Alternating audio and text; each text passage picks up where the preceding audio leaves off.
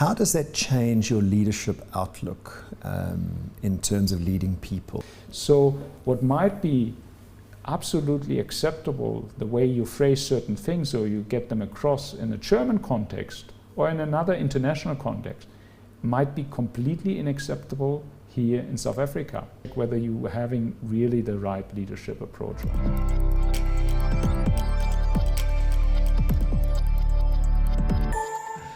Welcome to the AutoBiography, a video series that shines a spotlight on inspiring leaders. It captures their fascinating stories, their personal journeys, and key leadership lessons that uncovers the secrets to their success. Today, I am privileged to be joined by the head of Audi South Africa, Sascha Sauer. Really good to have you here. You are, CEO of, I think, one of the most popular brands in South Africa, Audi. Welcome. Yeah, thank you very much for having me.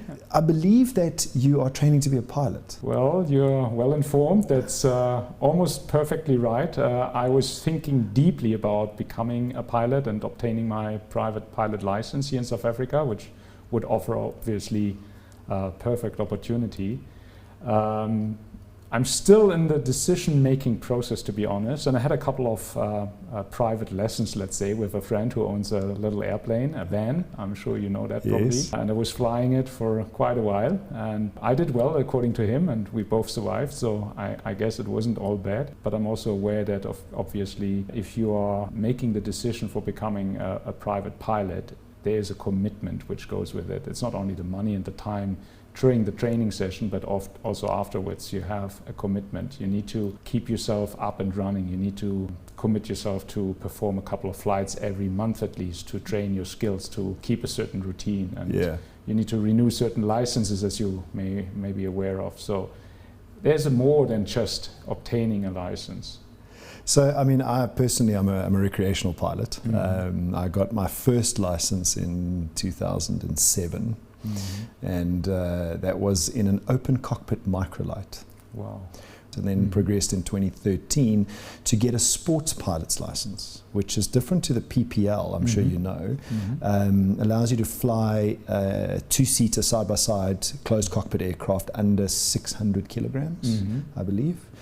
So if you're considering it, I'd say go for it. It's absolutely amazing. It's absolutely exciting. And I was always attached to flying aircrafts, and actually, and we might touch upon that a little bit later probably, but actually some years back, before I even started any of my career steps, let's say, I wanted to become a Lufthansa pilot when I was young and still, doing my metric in school, and I applied for becoming a pilot with Lufthansa back then, a commercial pilot obviously.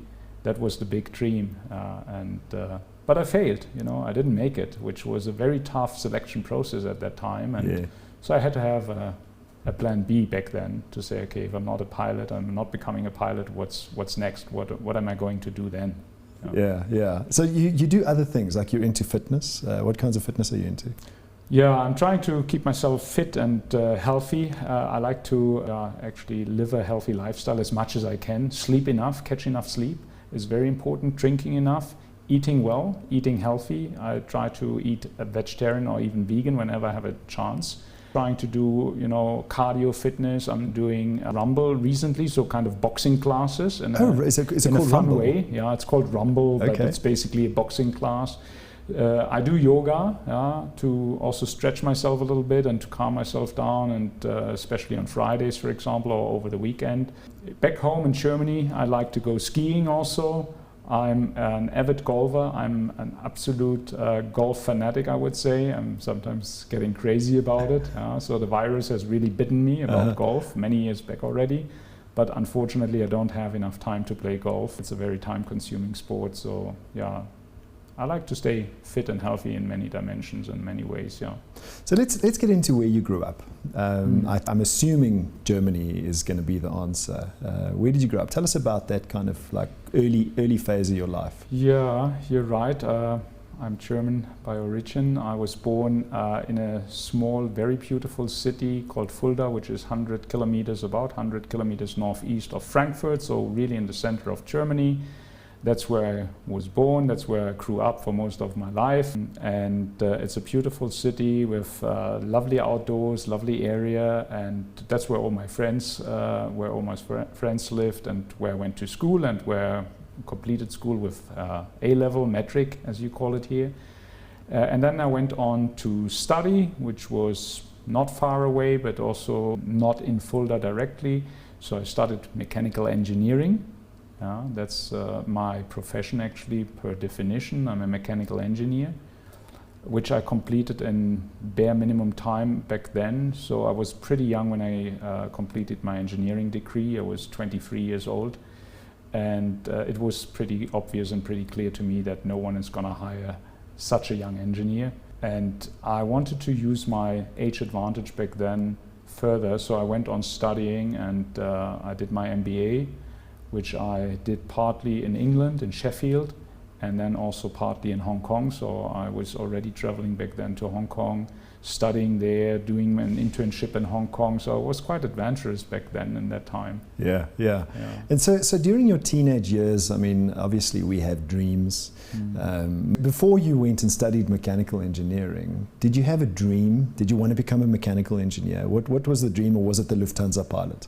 I was always interested in mechanical stuff, in engines, of course, like a boy. You know, I was probably, with that regard, I was a typical boy and a typical teenager. I looked into Formula One, I looked into race cars, I was into motorcycles, I was looking into, you know, the motorcycle magazines, which talked about tuning motorcycles or even cars, you know, all the fancy stuff.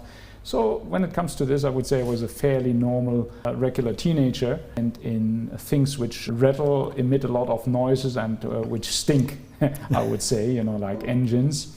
So I was also fascinated by aircrafts, fighter jets and stuff like that, and I read a lot about that in my earlier days. So before I completed school, it was clear to me I wanted to become a pilot. Also partly because it would enable me to travel the world and see the world. And that always was another exciting element from early days onwards. I always was very curious, and I wanted to explore things, and I wanted to explore the world. And I was watching documentaries about foreign countries, and, you know, the bush and the jungle and all these things, and foreign cities. Which I never had a chance as a little teenager or boy to of course travel to. So that was a means for me to say, okay, I've become a pilot. That's highly exciting in terms of operating such a complicated machine and such a complex machine, but also being able to travel the world, to see the world, to explore the world. So that was really my big dream. I then went on and applied with Lufthansa. And the first hurdle was taken in the sense that I was invited actually for interviews and for tests, which they performed in Hamburg in a test center, which was basically only there to test potential applicants for pilot or for becoming a pilot, which was fully equipped with all sorts of high tech back in the day, to test your abilities to manage certain things in parallel, your English, your mathematical skills, your physical fitness, your understanding of physics, of chemistry, all these things. But this test was a couple of days, and I didn't pass it. So it was clear to me that it's going to be a tough test. So of course I had a plan B developed before, and I said, okay, in case I don't pass this test and I can't make it to become a Lufthansa pilot, what would be my plan B? And the plan B was pretty clear for me as well. I wanted to study mechanical engineering. Back then, I must say, the industry was in a bit of a turmoil in Germany and across Europe, and it was a downward trend. It was not so sexy, actually.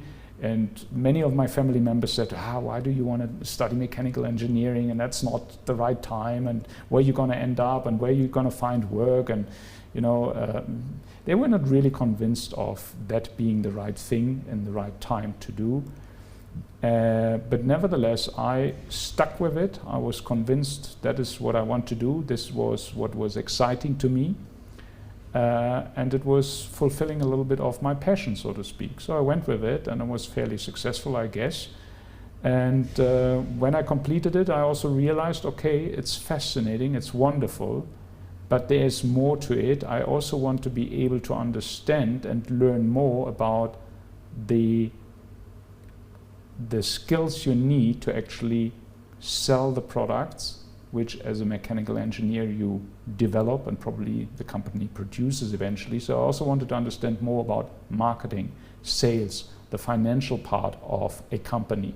So that's why I took the next step after finishing my degree and studied did my MBA, which I did in Sheffield, at the Sheffield Business School, and then I went to Hong Kong as well to complete my MBA there, which was a very exciting first experience to really throw yourself into an adventure, into unknown, untapped territory. I've never been so far away from home. I've never been in such a foreign environment like Hong Kong. And we're talking about 1996. In 1997, it was handed back over from the British to China. So that was also a very interesting period where Hong Kong was about to prepare for the handover back to China. So that was when I spent some time in Hong Kong. And I must say that was such a fantastic experience to be so far away from home, but required to organize yourself, and live your life in a very foreign environment. And it was a great experience, which still is impacting me probably until today. Post your MBA now, you're in your early 20s and you begin living your life. You enter your 30s and your thinking starts to evolve. How did your thinking evolve about life, business during that phase after you entered the real world effectively and you got to fend for yourself? Your parents are no longer there, you can't claim you're a student. Yeah, that's a very interesting question actually. I've never been looking at it from that perspective, how my thinking actually evolved over that period or in this phase. I would say, generally speaking, I took over responsibility of my own life fairly early, or as soon as I completed my studies at least.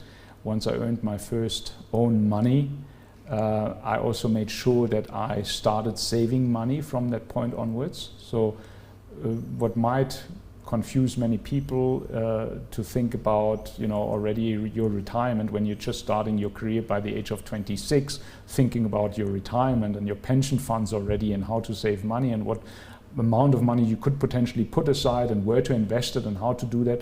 But that's what I did right away in the early days. So by the age of 26, I started, saving a little bit here and there. You start off, little by little. That's certainly one thing which was a very decisive element already for me to take over responsibility. Thinking about the future effectively, which young people often don't do. Exactly. I was thinking about my own future very early on. Probably too early, I'm not sure. Maybe you're also losing out on some other elements of your early life. But that's what I did and what I committed to. But still, I would say, of course, it was still everything was very light. Everything felt very light. You went to work and everything was still a little bit more on the fun side. You didn't have much of a burden on you. You didn't have, the feeling that you are responsible for a family, for example. You need to take care of a family. I still don't have kids. I've not been married until this point in time. So I think there is this lightness in this phase of your life and your career, your early career, which changes over time, and into your 40s as you progress your career. You're taking over more responsibility also in terms of your job. You're taking over more responsibility in terms of, in our business, definitely volumes. You're taking more responsibility in terms of potential profit, impact on the company. You're taking over more responsibility for teams and others. You lead others, you manage others, and that makes things less light, if I may call it that way, and you're gonna be soaked into more of a responsibility. and you're going to feel that burden also eventually. And then I must say also, our society is very much performance driven. So you're also going to talk always about KPIs, achieving KPIs, targets, your management by objectives, agreements every year. Every year thereafter, you're going to be checked against that objective. You know, have you achieved it? Have you not achieved it? To what degree have you achieved it? You know, what was your performance like? So you're always going to be driven by that kind of a environment, yeah? And that forms you to a certain degree, and that forms your thinking, and that forms your focus probably likewise, you know. So if you had to now, you've lived your life up to this point, you've learned all those lessons, you've taken on more responsibility, matured. Seems to me like you matured rather early, which is a good thing, I think, you know, less reckless. But if you could time travel and you could go back to your younger self and give yourself advice, what would that advice be? I would probably have advised that younger self to say, take a year off. Do not go straight from university, finishing your studies, into your professional life. Or if it may be 2 years, even for that matter, take that time and travel the world. Yeah? You don't need much money necessarily. You can always find a little bit of work, also making something aside, and finance yourself, you know, for a year. Learn different cultures, learn different countries, and throw yourself into that kind of an adventure and mature through that kind of an experience. Make friends, get to know other people, build relationships all around the world, and, you know, produce fascinating memories. And that's something which I didn't do. I was always driven by, okay, you're going to study, you're going to work, you're going to progress your career, you're going to do A, B, and C, you have a fallback plan, etc. I never had that typical student life either, where people were partying hard, you know, going out until late in the morning, coming back, then, you know, not being able to attend school or classes because they were, you know, all hungover. That's not what I did, unfortunately, to a certain degree, because I think it's also part of that life. Yes. Yeah? You need to do that also for, you know, for a bit at least, and in moderation, obviously. But I was always very, very focused on, you know, one step after the other, and not allowing myself to, also enjoying a little bit the things right and left of my straight line. On this journey of yours, have you had heroes or mentors along the way? And more importantly, what have they taught you? Per definition, I would say I never had really a mentor to ask someone for mentoring me. That never happened. I would probably mention my father as being a very influential person on me and on my development. And my father is always about very much the positive side of life. No matter what life throws at you, no matter how negative things may look and how devastating they may look at first, he always finds some aspect of it or one angle to it to say, but look, you know, this is what you can learn out of it, or you always need to look ahead. You always need to, okay, you know, this is not the end of the world, and you can always, you know, progress and look at it positively and remain positive and maintain a positive outlook in life. And that's something which I really learned from him and which I really admire. I must say that he always, no matter what it is, he always has a positive attitude to it. I had a couple of, you know, superiors and bosses, if you like, which had a little bit of an influence on me, but I would not necessarily say they were a mentor. But I strongly believe that there is a lot of things you can learn from everyone. Yeah, I mean, I suppose including what you don't want to be. You know, I've learned that over my career. I've sometimes had a boss where I'm, you know, I have the opinion of, I don't want to be like that. So you know what not to do in many ways. That resonates with me. I think that's quite a thing that you go through, is you learn little things out of many people, I suppose is what you're saying. Yeah. No, absolutely true, and I can absolutely attest to that. Of course, over 26 years career now with an Audi in different positions and in different countries. Meanwhile, there are always people who you work with which are not necessarily a role model in a positive sense, but maybe a role model in a negative sense, and you come to the conclusion to what you said exactly. That you don't want to be like that, and you don't want to imitate that behavior or that style, that leadership style. and that you would probably focus on different things if you had the opportunity in the same situation. And that's definitely a learning as well. Yeah. So let's get on to your journey to CEO of Audi South Africa. Tell me how that started. How did you get into it? Well, I was lucky to be given the chance to always work internationally, and that was actually also very important to me, and probably is consistent in the way that I always wanted to travel the world. Audi, luckily, and this organization has given me this opportunity over the career I've been progressing so far. I've always worked with international context, with markets all over the world, with partners all over the world. Part of Audi? Yes. Okay. Yes. So was Audi your first job? Yes. Ah, okay. I was basically, well, in modern world you would probably say almost headhunted, and during what they called a career day back in the day. So it was like a conference where young students would probably apply for companies who exhibited the company in a big hotel back in the day. And they basically catched me there and said, okay, we invite you for an interview. And when they did so, they invited me for an interview actually in the controlling department. And I thought like, hold on a moment, I'm not a finance guy, I'm a technical guy, right? So I called them up and say, are you sure? I received that application and I noticed that this is within your controlling department. Are you sure about that? And they said, yes, we're absolutely sure. That's all fine. You know, you'll be good. So I went there and we had an interview with a very interesting person who then became my first boss.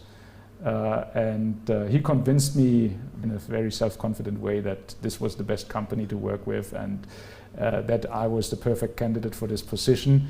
And actually what attracted the attention of Audi was being in Hong Kong for a while, and they were searching for a controller looking after the Southeast Asian region. Among others, there was also Hong Kong, which need to be looked after. That actually attracted them to my CV and said, this is the one, and we want him. And so I started in the finance controlling and sales controlling, to be very precise, and I worked with international markets. We were all about pricing cars, calculating cars, positioning cars versus the competition in various markets, Thailand, Hong Kong, Sri Lanka, all the little markets I started with. Yeah, I progressed from there on, and I always had the opportunity to be able to work and think internationally and in a more globalized context, let's say. Back to your question, how did it come about that I ended up here in South Africa? The role I had before that was the role of the regional director for the African continent and Middle East. And I was working with the colleagues here already back in the day for 2 years before my predecessor went back to Germany. And then I was very close to the business, obviously, working with South Africa already for a while, knowing the people, knowing the processes. You know, I was always in love with South Africa for a long time already. And of course, I threw my hat into the ring and said, you know, I want to do that. I want to go there. I want to be the successor for Trevor Hill, who used to be my predecessor. And my boss in Germany said, yeah, okay, fine. Yeah, so luckily it was decided very quickly. Well, I happen to be his successor now, and I came here 2.5 years back. So in between all of that, you worked in Vietnam, I believe, and India, is it? That's not exactly right. What I was working with India, yeah, specifically, and I was working with Vietnam, always in a similar function as the head of a region. Yeah, but you would have to travel there nonetheless. Exactly. Yes. I was extensively traveling, and actually I was the one who set up the business from the German side in India for the brand. Yeah, so when we started the business and when we entered the market the first time, that was basically done by my team and myself, coordinated from Germany, with then the support later on also with, you know, setting up the first offices and employing the first people in India. So we were extensively traveling India and across India. And likewise, I set up with my team the business for Audi in Vietnam. So we appointed the first partners there. I inaugurated the first showroom, I remember that still. So I was responsible for the Southeast Asian region before that. And I traveled to Philippines, to Indonesia, to Malaysia, to Singapore. Which I suppose fulfilled that dream of travel to a certain degree of being a pilot. It's almost that you didn't do the pilot thing, but you had another career that kind of fulfilled that a little bit. Exactly, and that's what I feel is somehow consistently the urge in me to, to have this possibility to be internationally connected, to travel, to see the world. But there is always this notion of curiosity behind it, I guess, because I'm a very curious person. I'm to a certain degree adventurous, and I'm not shy of trying out new things and testing the water, so to speak, pioneering certain things. They might go wrong, and you might not be successful, but at least I have that urge to test it and to try it. And I think that's a big motivator and an intrinsic force which really drives me forward. So you've worked across different cultures. Germany, obviously you grew up there, so you intimately understand German culture. You've worked in India through travel, in Vietnam, in Hong Kong, now in South Africa. You've studied in England, so you've experienced that culture. From a leadership point of view, how does that change your leadership outlook in terms of leading people? Yeah, another very interesting question. I believe that probably what you gain out of that possibility or these possibilities which I had is mainly the diversity aspect.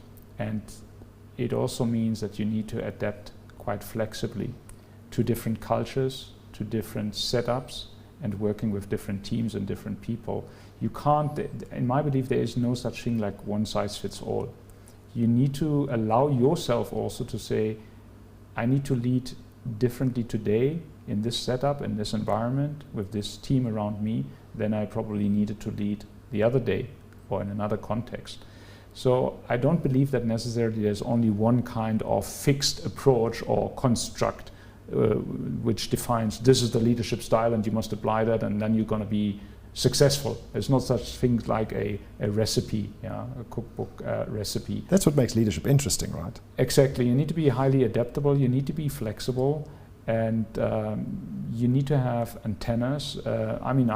I had my lessons here as well when I came to South Africa. I thought at first it's easy, South Africans are warm people, they're very welcoming. We are. They're very, very forgiving, but I must say my learning is they're also very sensitive people, and that's probably true to the tradition and the history of this country with apartheid and all what happened. So what might be absolutely acceptable, the way you phrase certain things or you get them across in a German context or in another international context, might be completely unacceptable here in South Africa. And you might hurt someone's feelings and without even noticing that. Yeah. So you need to be able to realize that. And luckily for me, I got feedback early on from my team and around, people around me to say, listen, this is a no-go, you can't do that, and you must not do that again, or you must adjust yourself. And that is something you need to be mindful of these things. And there's never ever a situation in my mind which is really easy. And you need to be always mindful of certain traps and double check whether you're having really the right leadership approach or not. I suppose that's the ultimate definition of self-awareness. For me, self-awareness is understanding moment by moment what your impact is on the environment around you. Self-awareness has got very little to do with yourself, but more your impact on the environment around you. Would that resonate with the summary that you gave?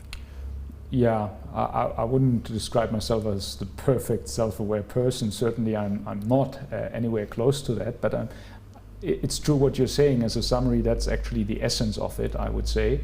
Yeah, that would be the ideal you're gonna try to achieve. But I'm just saying, I had my lessons as well. It's, I'm far from being a perfect manager and leader, but I think that is what changes and what evolves over time, especially if you're working in a very international environment and in a very diverse environment. even in Germany, when I was working there back in the day, being responsible for Southeast Asia, I had a team which had a Japanese, half a Japanese person with half Japanese background, and we had an Indian colleague there. We had someone from South Africa actually in my team back then. We had some typical German people there. I had someone with Hungarian roots in my team. I had ladies and I had gentlemen in the team. So we were fairly diverse already in Germany, and I highly appreciated that, because I strongly believe that this really contributes to finding best solutions and best approaches and strategies. I like that term antennas that you used. You know, I might use that in the future. Antennas, I like it, because it's almost like your self-awareness antennas. They've got to be constantly fluttering to understand and get that feedback and be sensitive to that feedback.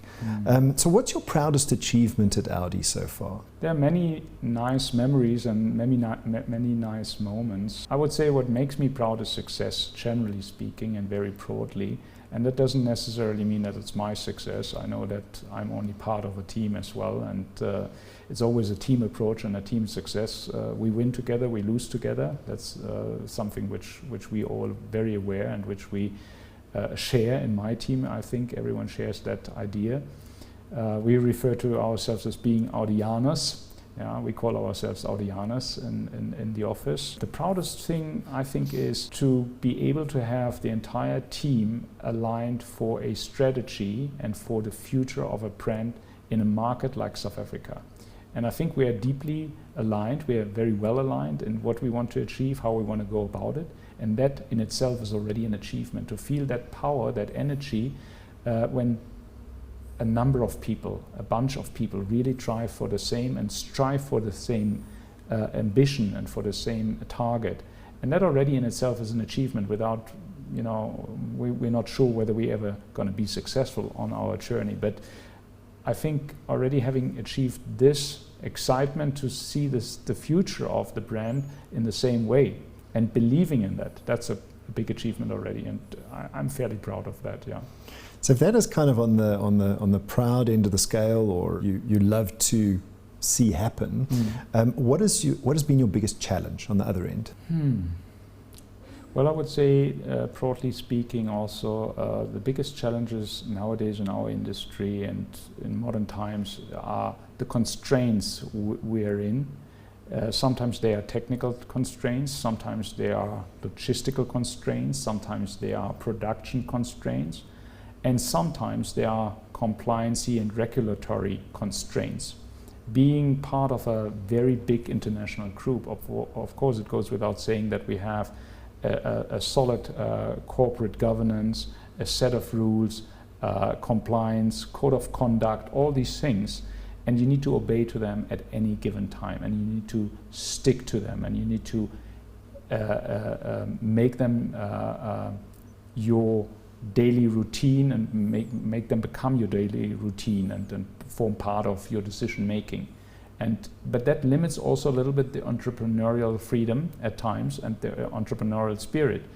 And that is a big challenge at times, to juggle all these balls, the obvious constraints of production limitations, of logistical challenges, let's say, regulatory problems of taxation systems which are not in place yet, for example, and to juggle all these balls and still maintain your direction and, you know, keep a positive outlook for the strategy and maintain steering the ship in the right direction. That is a big challenge. I suppose that's the juxtaposition between corporate organizations and entrepreneurial organizations, because you've got to overcome those corporate structures and make them work for you. Whereas in entrepreneurial businesses like startups, it's almost like risking the whole kitchen, and you can do that if you like. Whereas here, you've got to kind of stick to those corporate structures, and that means you've got to adapt rather than the system adapt to you.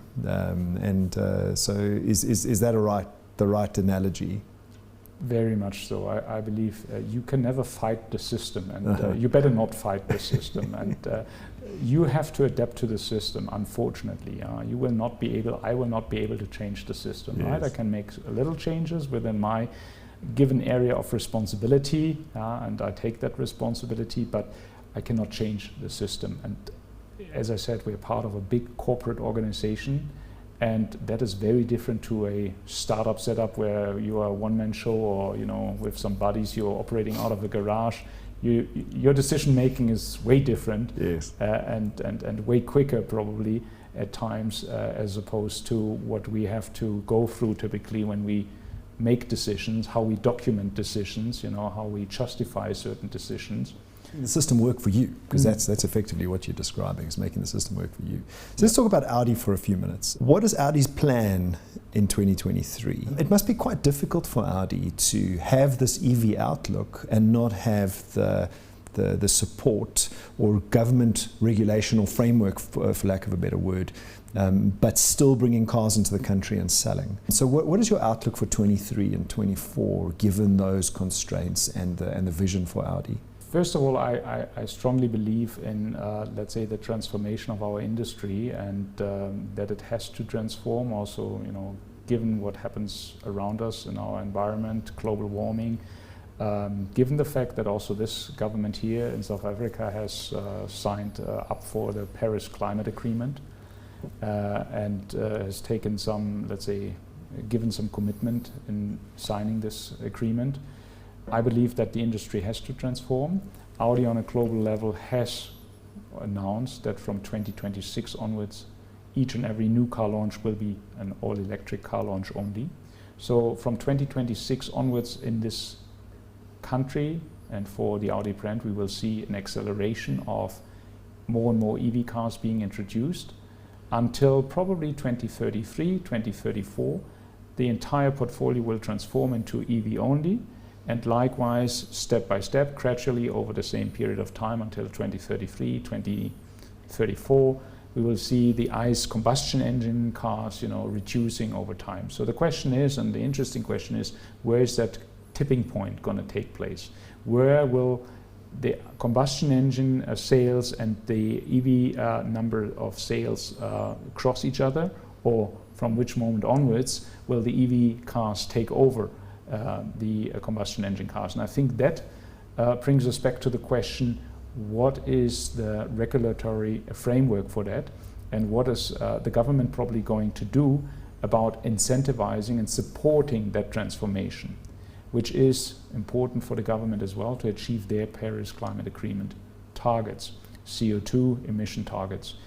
As of now, and you said that very rightly, there isn't any support in that. In fact, we are actually getting penalized by the way EV cars are being taxed.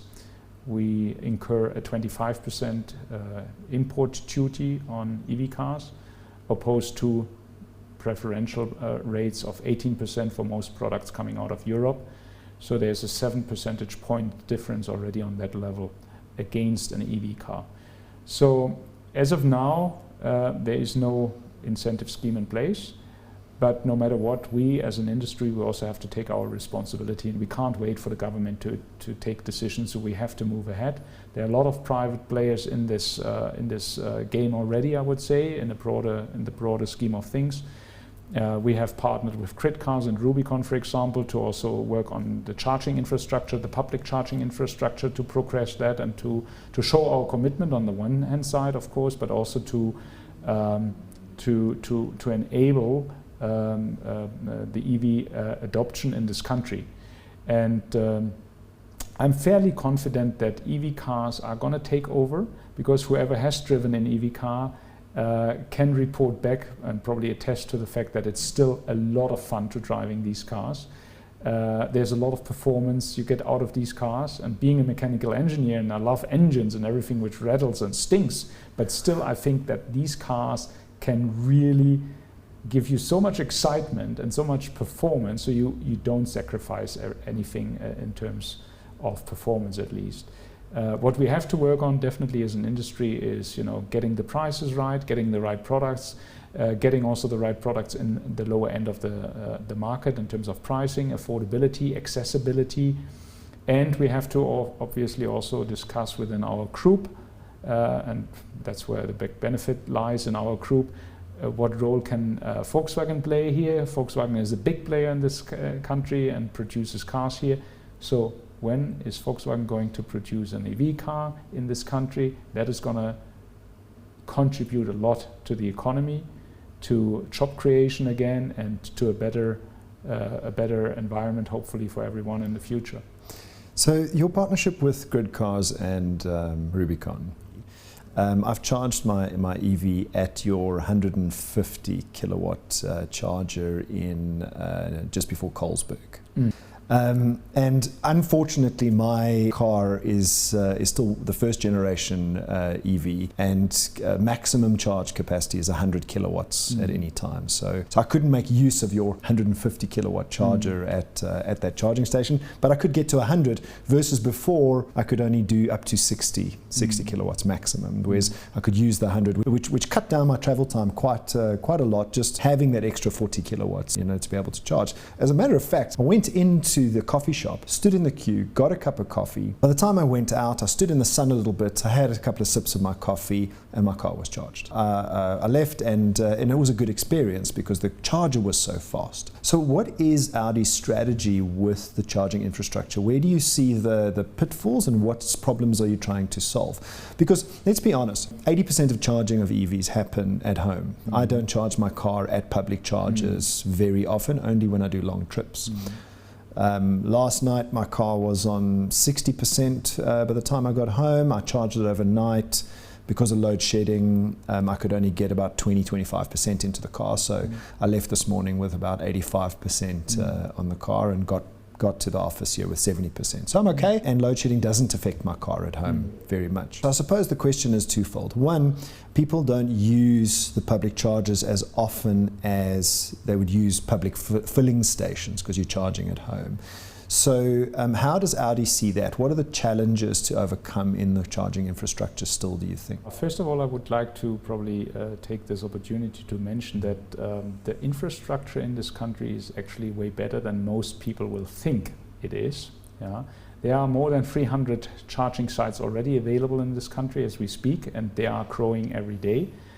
We are busy with thinking about what we call a phase 3 rollout of another investment into charging infrastructure, talking public charging infrastructure for this year. So this is currently in the making. So we're going to roll out another few chargers and adding to the entire network.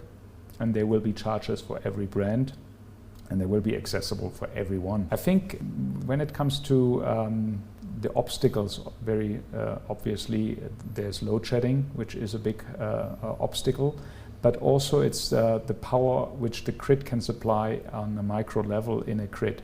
So it doesn't help us much to put 100 or 150 kilowatt chargers up everywhere, because they cannot be fed and supplied from the local grid.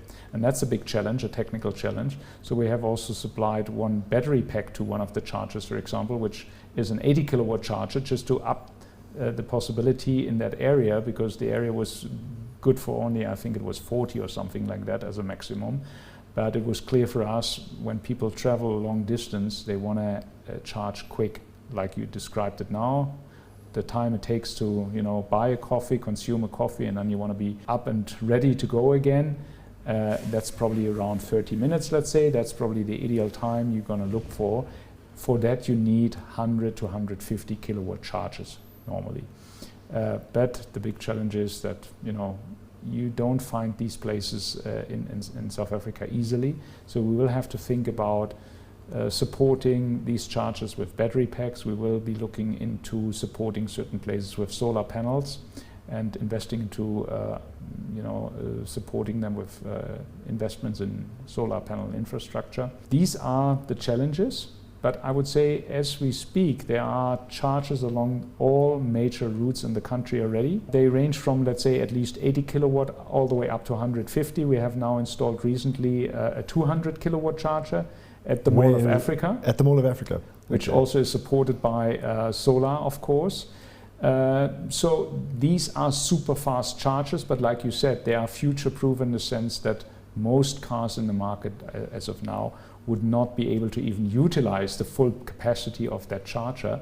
But we will see more and more products coming into the market which eventually are able to be, charged at 200 kilowatt or even above that limit.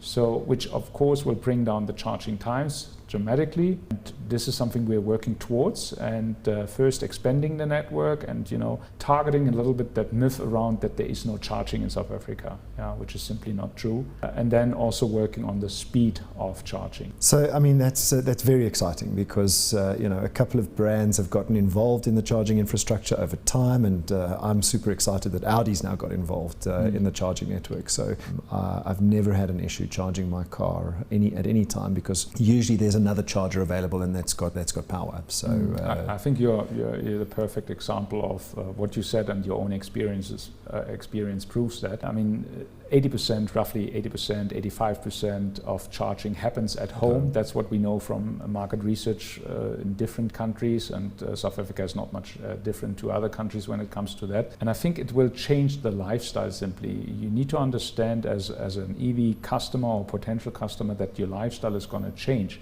You don't have to go to a petrol or gas station anymore to fill your car. What you do is the normal thing you do anyway when you come home. You plug in your iPad, you plug in your iPhone, you plug in whatever, your laptop computer, and you simply know that they're going to be charged the next morning. No matter load shedding kicks in or not, you know they're going to be charged. The same thing is going to happen with an EV car. You're going to plug it in once you arrive back home, and you get home with 70%, 80%, 60% of charge still. The next morning you're going to have plenty of range to go another 300 or 400 kilometer. And as long as you don't tell me that you travel 400 kilometers every day, I would say, then still an EV car could be for you, It could be, because I mean, you still got the 200 kilowatt charger. And I may just want to add one point. We always tend to think, and South Africans still tend to think, EV car being an addition to the problem. Talking load shedding, talking problems at home, no electricity. I think it's going to be very exciting the moment you're talking about the bidirectional charging possibility of an EV car, because suddenly you've got a car standing in your garage at home, which has let's say 100 kilowatt hour battery in it, which could power your home for I don't know how long. If it was 100 kilowatts would power my home for 5 days, 6 days. Yeah. So I think that is something which we as an industry really need to think about and need to work towards. And suddenly bidirectional charging and EV cars become, especially in the South African context, part of a solution rather than being viewed as part of a problem. I wasn't planning on asking you this question, but maybe you've got an opinion on it. I've read that many OEMs are not in favor of bidirectional charging because of the cycling of the battery and the deterioration of the battery, given that the car now, what happens to its warranty, what happens to its lifespan. And you might not have an answer to that. What are your thoughts on bidirectional charging and the effect on the car? Well, I think, George, that this is mainly a question of how this battery or how this product is being developed and laid out for. If it was laid out for properly bidirectional charging and developed for that and quality tested for that, then I think there wouldn't be any issue with it. I think there's always this thinking, you take a current product and then you plug it in at home and you let it charge and discharge, which doesn't work anyway at the moment, but I think then you would probably have a problem, because the battery is a wear and tear item. Let's face it, like we know it from our laptop, we know it from our phone. Over the years, the capacity is going to go down. Yes. And the more you stress the battery in charging, discharging, of course, it's going to wear faster. But still, I think we need to put that also into context. Our company gives you an 8-year warranty on the battery when you buy an EV car. And first, research and analysis shows, meanwhile, since we've sold a couple of thousand cars around the world and they're in use for a couple of years meanwhile, that actually the 8 years is a very confident statement. Mostly the battery will last longer. Yeah. So I think when it comes to this, and when we assume that the product is designed for doing exactly what we're discussing here, bidirectional charging, then there wouldn't be any issue, I believe. Yeah. So I think everything can be achieved. It's a mechanical engineering or an engineering question now to make that happen. But I think it can be designed such way that it's going to support and then it's going to be the right solution to a problem specific to South Africa. And that could be a big game changer almost in a market like South Africa. I'd love the bidirectional charging. Because you would not have to suddenly necessarily invest into batteries. Your inverter and a battery separately in your home, right? Exactly. Where probably you also don't know where to put it in the first place, not to mention, the investment which comes with it, and the money. Exactly. So let's talk about your first responder program, and Audi kind of being the first to market with first responder. What is first responder about, and why do you do it? Yeah, that was an interesting point we stumbled across while we discussed our initial launch of EV cars. During that journey, we discussed in the team, certain scenarios, and we also asked ourselves the question, okay, what happens if such a car has an accident in South Africa? We're selling a product which can get involved into an accident, and who actually knows how to handle such a car? Are these people actually trained for that? And when we started investigating that a little bit further, we realized that no one knew anything about these cars, that no one has ever thought about training paramedics, first responders, firefighters, how to deal with, an electric car, what to do, where to search for the emergency brake, etc., the circuit breaker, how to deal with that, and how to, approach a car in a safe way also for them to deal with the situation in a correct and in a safe way. So we reached out to, let's say, the first responders, and we finally had some 70 people trained, part of a train-the-trainer concept. So they went back into their local areas and trained themselves again, their peer group. And that was a very successful cooperation. So they went through a whole training session in our training academy up in Centurion. Yeah, I think that was very well received, and it's part of our social responsibility also to make sure we're selling products. We want to, everyone operate them safely, and if something goes wrong in case of an accident, then we still need to make sure that everyone who deals with that situation can deal with the car and the product in a safe manner and is not put at risk. EV, I believe, puts out 400 volts. And if somebody touches the wrong place on the car, especially in a wreck, you're going to hurt yourself. Yeah, definitely so. So well done to Audi. I think that's a brilliant initiative. Let's kind of change gears a little bit and talk about Sascha as CEO and stakeholder management. Quite often as a CEO, you sit in the center of the shareholder, the corporate entity, your staff, your teams, your customers, your suppliers.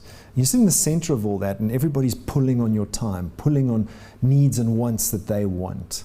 How do you manage that varying stakeholder pool on your attention and then still help make the business successful? I think you have to simply accept that.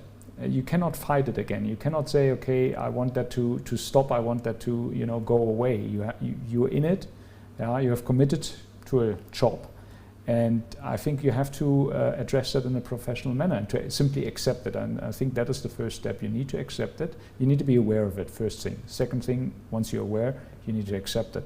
Third thing is then to find a way how in this situation you best balance your energy, your time, and your personal resource to address all the different needs and wants and requirements from all sorts of stakeholders around you. And you need to be able then to prioritize, obviously. Sometimes certain things are more important than others, and you go for the more important ones and the more urgent ones obviously first, before you then address the less important and less urgent ones. So I think there's no real recipe. I think what is important though is that you maintain a good energy level, that you maintain, and that is part of what I said probably at the very beginning. I like to be fit. I'd like to live a healthy lifestyle as much as I can, given the environment at the moment I'm in, which means for me personally, I need to sleep enough.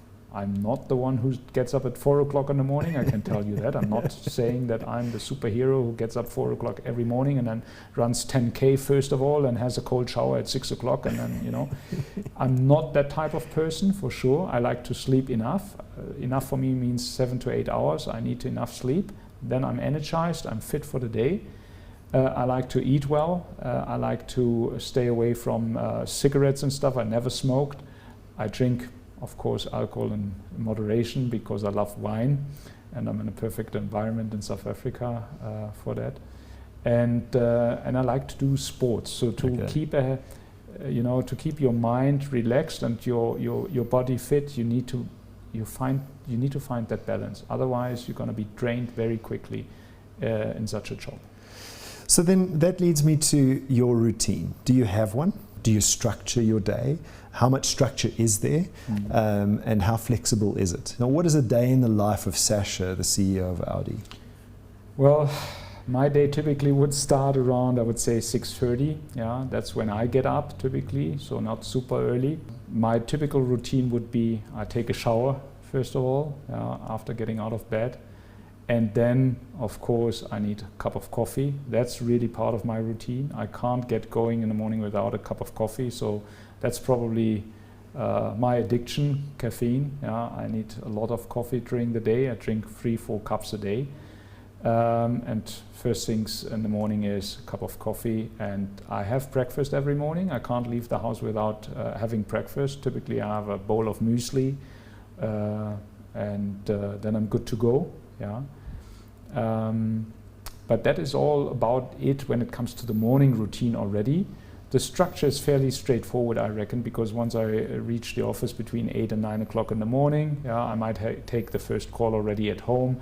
If it's an early call, like this morning before I came here, we had already a call with our finance director, so I might take that at home. And then typically I'm in the office. I like to work from the office. I don't like working from home, personally. I hate it.